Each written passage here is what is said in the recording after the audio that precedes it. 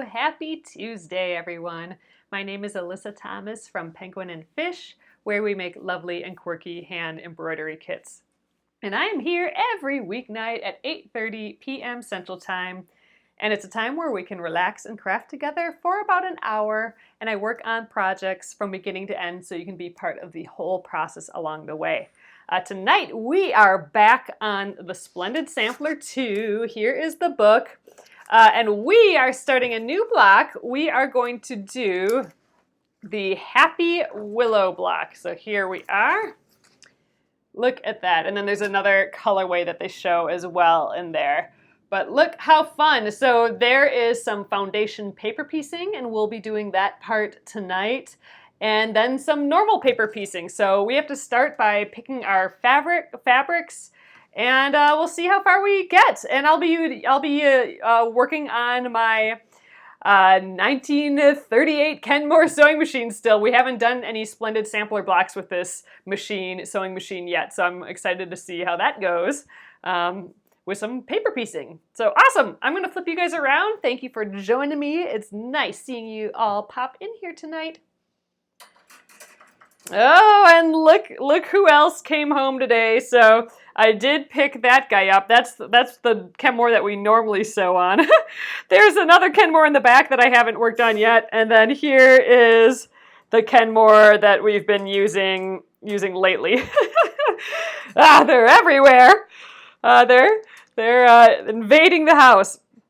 All right, you guys. So here is the Happy Willow block.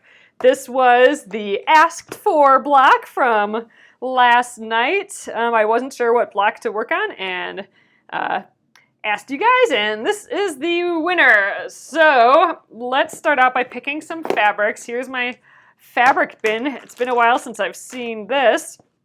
So I want to start out, both these colorways are really interesting, but one of the rules for my quilt that I'm going with is when I can use a white background, I'm going to, just because I'm going for like all my blocks to have like this white background look. That's a challenge for me since I've been using so many bright colors and this is definitely feels a little bit more my style, but I'm giving myself a challenge. For me, that's the white background, and I'm really loving how it's turning out.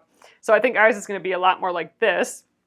However, the other colors that I'm using are these neutrals. So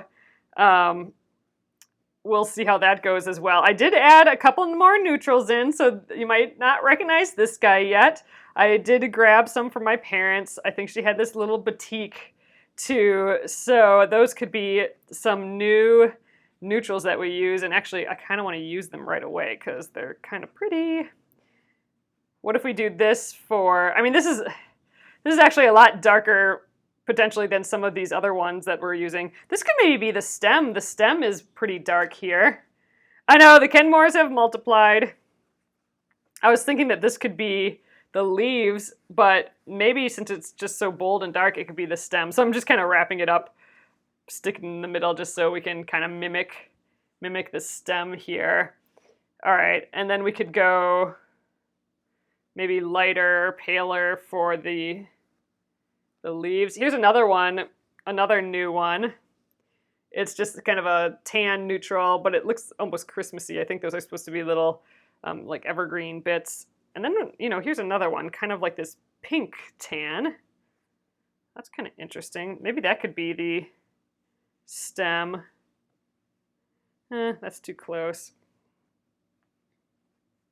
We have, these pretty yellows and stuff yet. That'd be fun to use.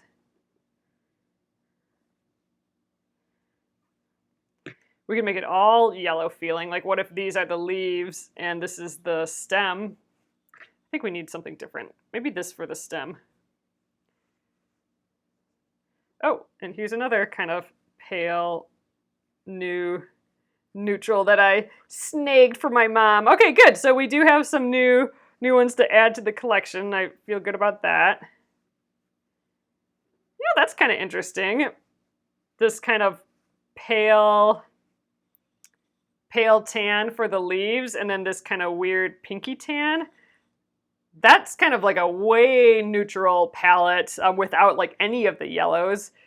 I don't know, there's something kind of about this that I like a little bit. I don't know, should we go with this? I know it's awfully simple, but I think it might be just because the pattern is so kind of striking. I think it might, you know, maybe make it more all about the pattern if I keep the colors kind of neutral like this, just kind of subtle. I think I'm gonna give it a try. We'll go without the yellows tonight, and we'll just try these kind of peachy tans. I think that's kind of fun. All right, colors chosen. We only had to pick 3 for this, so that's good. All right, and you know, the white was kind of a given. Oh yeah, like an autumn willow tree. I like it. Okay, so we are starting out on this block with foundation paper piecing, and the only parts that are actually foundation paper pieced is right here. That part and this part. That's the only foundation paper piecing. All the rest is pieced normally. So we're gonna start with those pieces. And they are in the pattern sheet, one of those pattern sheets in the back. Back of the book has all the patterns. It's in here somewhere. Oh, this is, okay, wait, pattern sheet 3. Wait, it opens from this way. There we go. It's on the Splendid Sampler to pattern sheet 4. This is what we're looking for here. So we got like our little stripy bits. Oh, and you know what? I'm gonna grab a colored pencil. This is a colored pencil situation. I'm gonna just grab one real quick. Okay, so I have made a photocopy of this.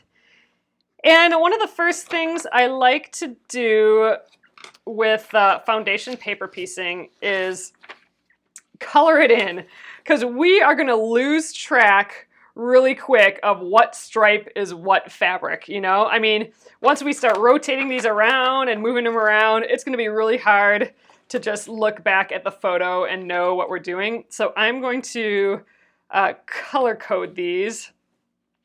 And it looks like it's, you know, we're gonna have the white background. So if I'm using this as my guide, I'm gonna use this to use the color for this. I know it's not quite matchy, but the background is gonna be white, so I'm gonna keep that white. And then my color here, I'm gonna put in for the leaves. So we got that one, and then this one here is the one side. Oh gosh, I thought these little bits were part of the paper piecing, but it's not. It is just those diagonals. And then same thing over here. We have this piece and that piece. So that is gonna be super duper helpful later once we cut this out and get so confused that we don't know what's what anymore. So that's our code. We have our white fabric and our leaf colored fabric. That is that. So I'm gonna take my paper scissors and cut both of these out. So you'll notice that they do include the seam allowance, so that's good. I'm going to trim that. Sometimes with foundation paper piecing, it won't have the seam allowance, so you have to remember to add it in when you cut your pieces. However, you should be doing that anyway, so we don't actually need this extra guide, but I'll do it with the guide this time around. I think the last time we did paper piecing, I forget which block it was, but I did it without, I cut off that seam allowance. Oh, it was for the ice cream cone. So I cut off that seam allowance so you could see kind of how to do foundation paper piecing when that extra seam allowance isn't included for you. So you can check that out if you want. I actually kind of find it easier without it drawn on here, but we're gonna do it the way it's shown. All right, so we have our A piece and our B piece. So this side with all the writing on is actually the back. So once we get fabric on here, it will actually be flipped, and this is where we'll see our fabric. So we always have to remember that this is the wrong side, and it's actually backwards then too, because when we flip it, then those stripes will be going in the opposite direction. So it's actually this piece here, even though it looks like the lines are going in the opposite direction. But when you flip, it'll go, it'll be mirrored. So this is the B piece right here, and this is the A piece, even though the lines are going in the wrong direction. But when they're flipped, they'll be going the right direction. All right, I'm gonna scooch this book out of the way, and we will start this up. I'm gonna put my leader back in there. That's my little bookmark. Okay, so foundation paper piecing. I'm going to start, oh, you know what, you guys? I read through these instructions before starting, and they actually had cut guides for these pieces. And I think we're going to use that because if you see here, so the green print, which for us is that light tan, we need 2 strips that are 1 inch by 3 1/4 for, a few of these pieces, and then 2 more strips that are 1 inch. And then same with the white. We need certain size pieces for that. So I thought we'd just go by what they say here. Typically when I do foundation paper piecing, I don't do any measuring, or I kind of think that's the beauty of paper piecing, is you don't have to do any pre-measuring really. But since all of these are just nice, 1 inch strips, I thought I'd just cut a 1 inch strip and use that. So yeah, so I think I'm going to do that. So and like I said, normally I don't do that, but I thought, why not? It seems like an easy enough cut. Just trying to find enough space in here. Okay, so I think the iron is hot. I'm going to just give this a quick press. Man, foundation paper piecing always turns my workspace into a mess, and we haven't even started, and it's a crazy mess already. So, all right, let's scooch over here. I'm going to just, like I said, I'm going to give this fabric a quick press. Ooh, I got my add a quarter ruler and my postcard ready. We're going to need that for foundation paper piecing. All right, I'm going to just press this one edge. I'll just cut a 1 inch strip the whole way, I think, and then we'll cross cut our pieces out of that strip. And whatever we have left will be extra. Okay, to the cutting board. All right, so I'm going to trim. I'm just going to fold this in half because I'm in a limited cutting space. Little fuzzle. All right, so I'm going to start up by just kind of aligning it with one of the lines on my grid here. And we're going to just trim the edge off. I'm going to line up the fold as well. All right. And you know what? I'm even going to put my cutting glove on. Too many scary photos of people cutting themselves. Cutting themselves with a rotary cutter freaks me out. Okay, so I'm just trimming the edge here. Oop, I moved a little bit, but I think we're good. And I'm just going to use my ruler as a guide to cut 1 inch here. I think that'll be fine. And this is for paper piecing, so a lot of this may get trimmed away anyway. So it doesn't have to be perfect. All right, that's the first bit. Let's see what they need. Okay, we need 2 strips that are 1 inch by 3 1/4. So I still have this folded in half. I think I'm going to just continue to, I need 2 pieces, so I'll get the 2 pieces right away because this is folded. So I'm just going to align that with a line there and trim that edge, get that ruler or that cutting glove back on, trying to make that a habit. All right, trim that. And I think we'll use a ruler to get that second measurement. So I'm going to do the double ruler method. Hey Sherry, we are working on the Happy Willow block from the Splendid Sampler 2. I'm just getting my pieces ready for foundation paper piecing. All right, so 3 3/4. Again, this, this is for foundation paper piecing. I don't need it to be this exact, so this is a little goofy for me. Pre-cutting all these pieces, but I think it will make it a little quicker because they are all kind of rectangular shapes that we're doing. So I think this will actually speed things up versus cutting our weird blobs that we normally do. I think this is going to be faster. So 2.5 inches.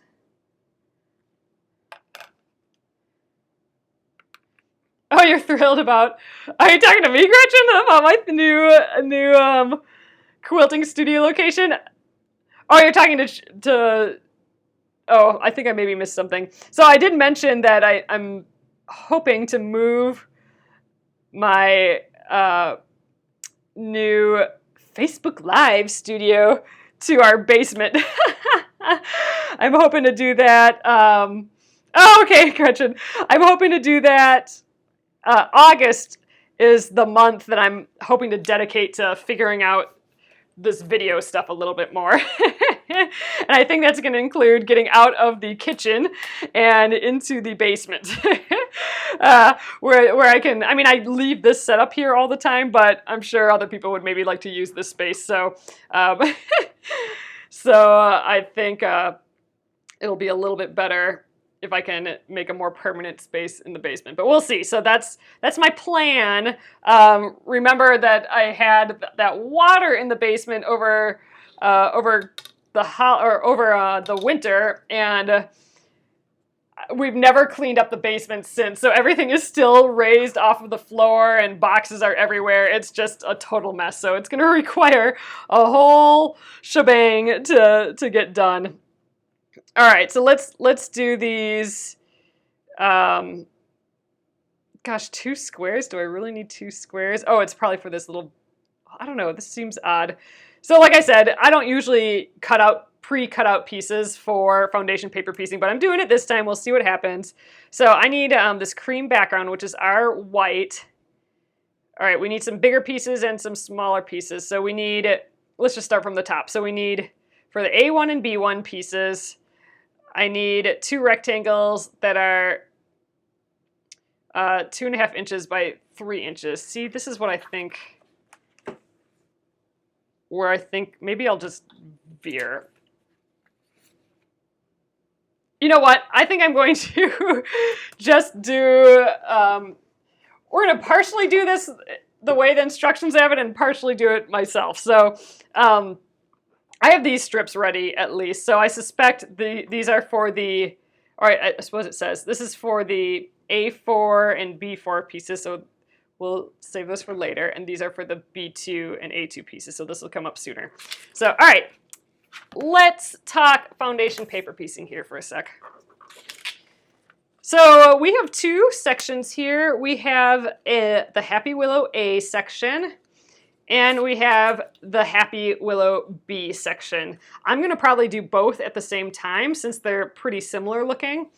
But just to look at this more, even if it didn't say Happy Willow A, we would know this is the A section because it has an A in front of all of these pieces.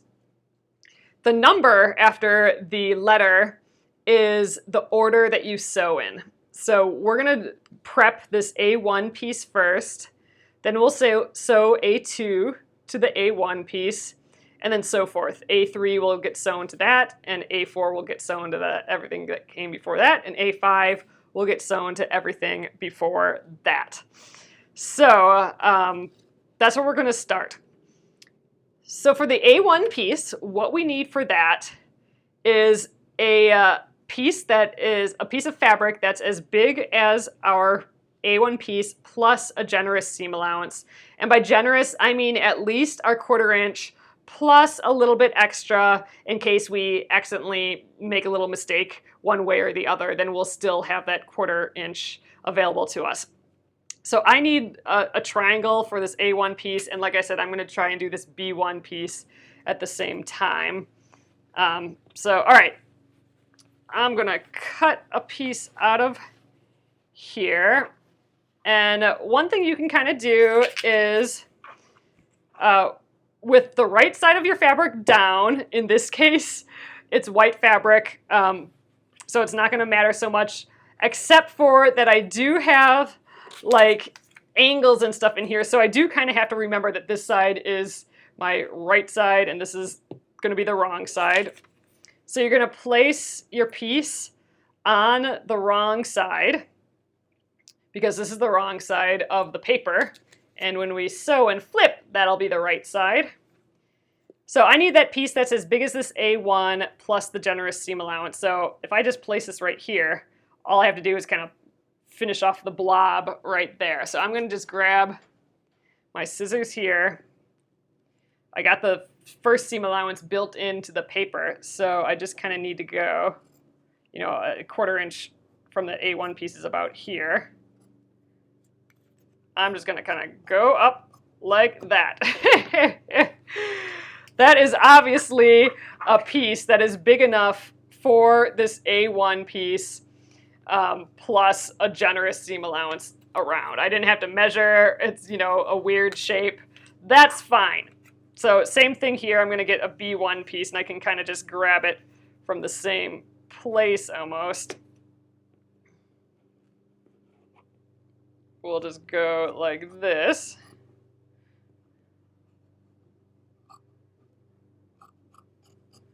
There. It can be a crazy blob. All right. So there's our A1 piece and our B1 piece. I'm going to get some glue. So I have this just like sew line glue stick, but you can use just any, you know, washable, like, you know, Elmer's glue or a child glue stick sort of thing.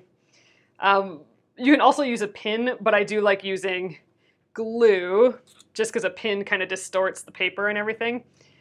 So all I need is for this A1 piece to stay in place while we get our A2 piece ready. So I'm going to put a little dab of glue right in the middle of where that A1 piece, and I'm going to put my A1 piece onto the fabric so that I have that generous seam allowance all the way around. And so remember, we have our seam allowance here. So, you know, I'm going to err on having that big seam allowance there. So we're just holding it in place. Again, if you're using pattern fabric, this is the right side, this is the wrong side of your fabric. Same thing here, since we're just going to do both sides at once. Oh yeah, like that kid, like a kid glue stick, like just some, you know, the cheapest water-based glue stick that you can get at any Target. Or if you want to get fancy, here's the Sew Line one. This is just, you know, basically the same thing. It's just smaller around, which is kind of nice. All right, our A1 piece and our B1 piece is done. That is all we had to do to finish the A1 and B1 piece. So all of your one pieces in any foundation paper piecing project that you do always start the same. You're starting by just, you know, cutting and gluing that shape down.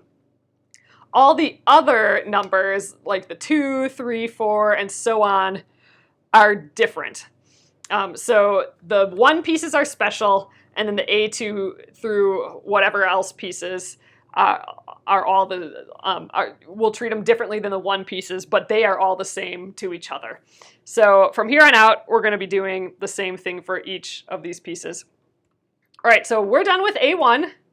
Let's move on to A2.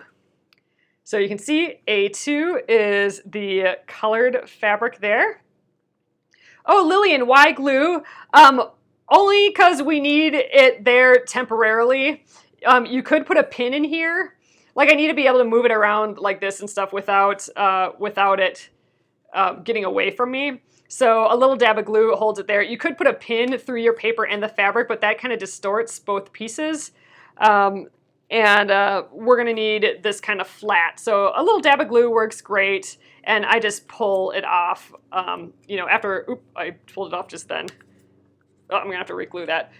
It comes off really easily because it's just, you know, just washable kid glue basically. We're gonna take it off as we go after we get that first seam done. All right, so let's start with the A1 piece. So here's the A piece. Here is our A2 piece that we pre-cut. So that's all ready to go. Again, we need a piece that's as big as this A2 piece plus a generous seam allowance. And honestly, this just gets it. I would have probably cut a little bit bigger piece in this strip, but you know, we'll have just enough with this strip. You can tell that I barely have a 1/4 inch seam allowance on the sides. I like a little bit more generous, but it'll work. So, okay, now I need my postcard. I like using a postcard. You can use like a manila envelope, or, you know, what we want is kind of a stiff piece of paper, even like a book cover. The book cover for the Splendid Sampler honestly would work really well. Just a thick piece of paper with that sharp edge still, but that isn't gonna fold on you like a thin piece of paper. So we are gonna cover up. We're concerned right now with this line in between A2 and A1. So this line right here, the piece that we're working on, A2, and everything that happened before. So I want to cover up what happened before, which is A1, with my postcard on that line in between A2 and A1. So I'm going to ignore all the other numbers. So what I'm going to do is I'm going to fold this up along that sharp straight edge of the postcard. And that reveals to me the leftover like seam allowance from the A1 piece. So what I'm going to do now is, while this is folded, I want to cut this to a 1/4 inch. So you can get your ruler and see the 1/4 inch line and line it with your postcard there, the edge, and just trim it with your ruler or trim it with your rotary cutter. But if you have your add a 1/4 ruler, so this is my favorite tool for foundation paper piecing. It's the add a 1/4 ruler. Instead of measuring it up with your ruler on that 1/4 inch line, you can just, this has like a 1/4 inch lip to it. You can kind of see it bumps up. So once I folded this paper over my postcard, I can just bump it right up against there. It's so easy. It just slides on there. It's just, you know, I could do it with my eyes closed. So it just takes the pressure off of measuring perfectly. It seems silly, but it really is kind of a magical tool. All right, so I bopped that on there, and now I'm gonna trim. This is scrap. Now I have a perfect 1/4 inch seam allowance. So even though I cut that super blob shape, I now have a perfect seam allowance. So now we're gonna take all this away. We can fold that back now. And what I'm gonna do next is I'm gonna flip that around, and that edge that we just cut, I'm gonna align our, with right sides together. So this is actually the right side. It's really pale, but if you look, that's the right side and the wrong side. I'm gonna put the right sides together with this, so if this is the right side of the white and this is the right side of the pattern piece, I'm gonna put those together along that straight edge. And now I wanna test it. I always test my foundation paper piecing so I don't accidentally, you know, I may have, you know, my edge too far this way or too far this way.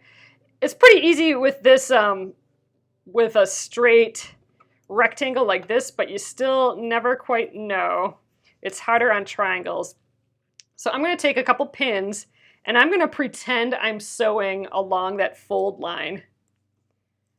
So there, I'm gonna put one pin right there, and then as if I'm keeping on sewing, throw another pin on that line. And I'm gonna pretend press. So I'm gonna pretend press this open. And now let's see how we did. So what I'm looking for is now that it's pressed open, is it still covering our A2 piece plus the generous seam allowance? So up here, it looks like we have a 1/4 inch. It looks like we're hitting our 1/4 inch this way, and it looks like we have it here. So we are actually good to go. So this is ready to be sewn. And we're gonna sew it along that A2, between A2 and A1 line. But I think we are going to prep this B1 piece right away while we're at it. So I'm gonna cover up the B1, because we're working on the B2. Fold that back. There's our crazy seam allowance. We'll bop on that, add a 1/4 ruler.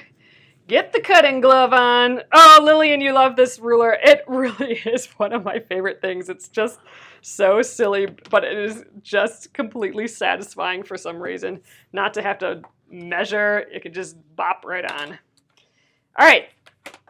And like I said, since this is a rectangle, those are pretty easy to estimate, if you're gonna have your 1/4 inch seam allowance or not. I can kind of just even estimate by tipping over the edge here, and I think we're gonna be good. So I'm gonna go on guessing for that one. I think we'll be okay, but let's sew these two now. All right, down to the machine. So this is the first time I am foundation paper piecing on this old Kenmore here. I'm gonna start by taking my leader off. I don't typically use a leader. Ooh, let's get the light on too. I don't typically use a leader when I'm doing foundation paper piecing. All right, get the, trim that up. Okay. All right, so I want to sew along that A2 line. Typically, I would only sew only sew that line. I wouldn't go past the line, but if it hits a seam allowance, so all of these lines actually hit the seam allowance, you do want to sew into that seam allowance. So I'm going to extend that line, and I can just look at the fold. I'm going to extend that line past and sew into the seam allowance as well. Oh, okay, so this will be interesting. So I have not used the reverse on this machine yet. So typically with foundation paper piecing, I like going forward a couple stitches and then backward a couple stitches just to get things going. Gosh, I'm gonna just lift up a little. I'm already kind of off. So I like going forward and then reverse, but check out the reverse on this machine. I've not used it before. So I can actually decide, here's the reverse. I don't know if you guys can see. Forward on, there we go, forward on black, reverse on red. So it has the stitch length here. This is the stitch length. We're kind of in between 2 and 3. If I reverse it to red, oop, wrong direction. There, now it should go into reverse a little bit. So why don't we try in between 2 and 3 again? And I'm gonna hit reverse. This is my first time using reverse. Hold on a sec here. All right, let's see what happens. Ah, seems like it worked. Okay, and now I'm gonna go forward again. I'm gonna actually go in between the 1 and 2. I'm gonna put it on 2, which is a little shorter stitch length. Ooh, I poked myself with the pin. I want a little shorter stitch length for foundation paper piecing because it makes more punch holes in here, and that'll make it easier for the paper to come off later. So, ooh, scooch over a little. I'm just gonna cheat it a little. That's probably a dumb idea, but all right. I want to stitch exactly on that line.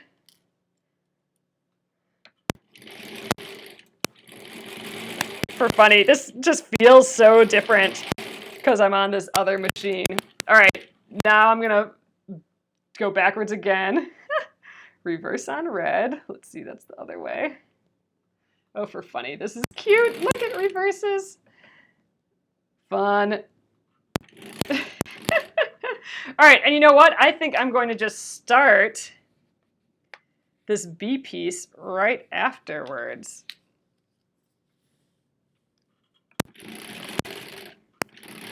So same thing, I'm gonna just kind of go forward and then backwards. I keep going the wrong way. Okay, 2. There it goes, and forward.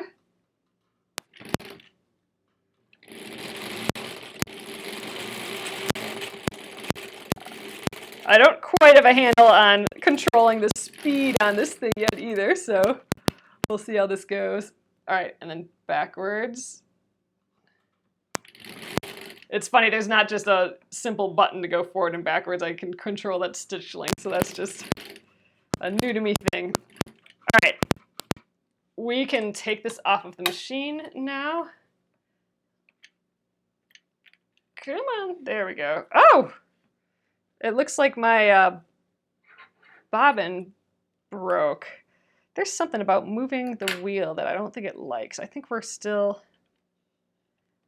fine. I don't know why it broke. Anyway, I think we're still good. All right, so let's trim these pieces. Oops, and then one thing I do like to do right away is trim off all of the excess threads, because that's just going to get in our way super quick. I'm going to do it on this side as well. All right. So let's go to the iron. So after you sew, it's right to the iron. Oh, Patty, I hope it goes well for you. If you have any questions, just let me know for sure, and we'll figure it out and look it right away. Like I'm telling you, it turns into a giant mess super quick over here for foundation paper piecing for me. Scooch all these guys out of the way. Okay. So now we need to press these. The way we do that is we always want to press with the printed side down, because we don't want to press this part because this will kind of transfer to the iron, so we don't want that. So I'm going to go down, and first thing I want to do is just finger press it. So I'm going to fold this backwards and then finger press it. Sometimes it won't be the case for this project, but a lot of times with a foundation paper piecing, you might have only sewn a little piece and then you have like a lot of extra fabric. So by finger pressing it first, you can extend the fold past where you sewed, and you know, and extend that fold, which is helpful. So once you finger press that, then you can hit it with the iron here.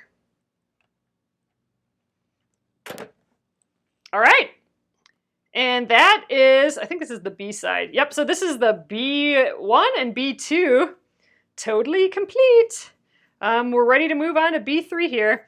And actually at this stage, now I can pull that glue away. I don't need that glue attached here anymore because we're attached by that sewn line. So let's do the same thing for our A piece, A section. So I'm gonna finger press that line first, and then we'll hit it with the iron.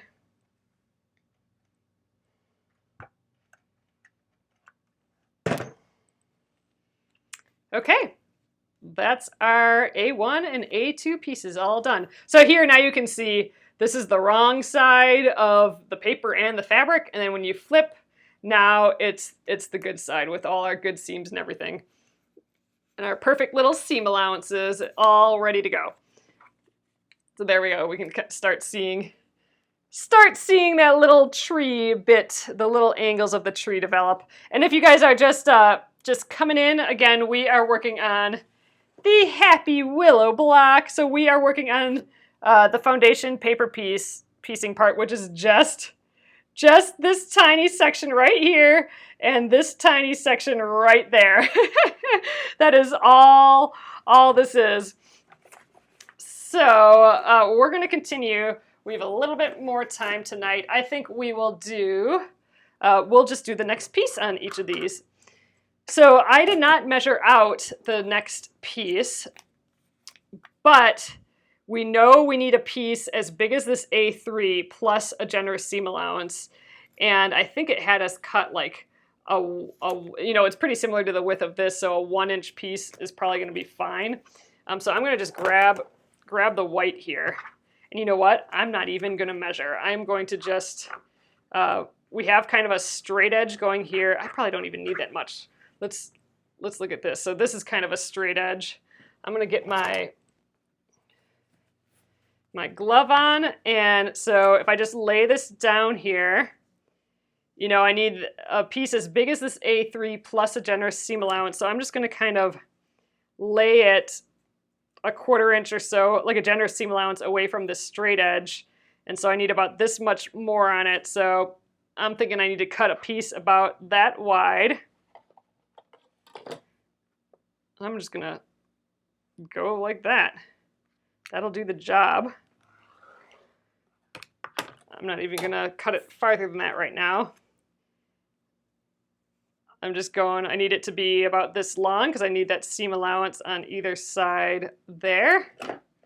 So actually, let's just, zoop, that'll do it. And then we need most likely a similar piece for the B3 piece. I think I can just extend this. Again, we can work on, these can be just blobs and they will work a-okay for us. So that went super quick. All right, and they're actually the same. I can interchange them really. Rectangles are so easy to paper piece compared to other shapes like triangles and trapezoids, all that. That's when it starts to get confusing. But all right, we are on A3. We've cut our pieces. All right, so now we need to get that perfect seam allowance. So to do that again, we are concerned with that line in between A3, the piece we're working on now, and everything that came before. So that's the A1 and A2 blob. So this A3 line right there, that's the one we're worried about here. So I'm going to cover up everything we did before and just put my postcard on that line, and then I'm going to ignore everything else. So we're on that A3 line there. Let's pop it up. Reveals our seam allowance. So let's get the add a 1/4 ruler and bop that on.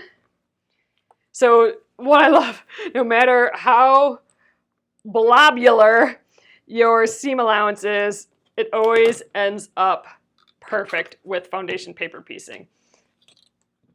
Fold that back. Let's do this guy right away. Same thing. Covering up what happened before.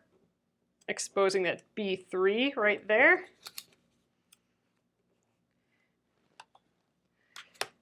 The only time I really work on more than one section at a time is when they're exactly the same or just like a mirror image. Then you're dealing with very similar pieces, so it's easy to not lose track of where you're at, and you get it cut pieces at the same time, which kind of speeds things up. But all right, so we cut that perfect straight edge. Now we're going to flip that around, and again with right sides together, we're going to put our white piece on that line. And again, this doesn't have any right or wrong sides. So if this was an odd shape more than a rectangle, I would have to remember what, yeah, new word, blobular. I would have to remember what the right and wrong side is. But since this is a rectangle, you know, it's not going to matter again. So I'm skipping some thought processes of not having to remember what the right and wrong side is. But you'll have to keep that in mind. So right sides together. And again, I do recommend testing, but I think since this is just a rectangle, I can just do my test this way and know that I have plenty of seam allowance because I cut that larger shape than I really needed to. It doesn't hurt to test. I would definitely test And I'll show you how to do that again. We'll test this one. So what we're testing for is when it's all sewn together, are we still going to be covering our piece with its generous seam allowance? And to test for that, I'm going to pretend to sew on that line. All right. Then I'm going to pretend to press. Fold it up like that. Oh, look, it's starting to develop. And then we're going to flip it around and we ask ourselves, okay, did it cover our A3 piece? And do we have our seam allowance? So we definitely are good in all directions. So we are totally fine, and that's going to be fine too. So let's sew these pieces. We'll sew, then press, and we will be well on our way with this foundation paper piecing. So one other thing that we'll do, we will continue this tomorrow to finish that A4 and A5 piece. So we are not going to finish this tonight, but this is pretty far on this, so I'm happy where we're at. All right, so forward, and let's figure out that reverse again. There we go. So I'm sewing in the seam allowances again, just because our line here hits the seam allowance. When that happens, you do want to overlap and go in the seam allowance. Working on my straight lines. All right, and then backwards again. This little forward on black and reverse on red is just kind of slick. All right, and I'm just going to continue onto this piece right away. So if you are working with a piece that is, we're working with very small pieces here, but if you are working on a larger paper piece project, this might get really floppy. Like, it might be hard to line up the edge and then flip it around without it flopping all over the place. In that case, I would definitely pin. Definitely pin along that line that you're going to sew as if you're doing our little test. But since these are so small, I can just kind of flip them over and they're in an okay spot right away. All right, I'm in that seam allowance. Now let's go backwards and forward.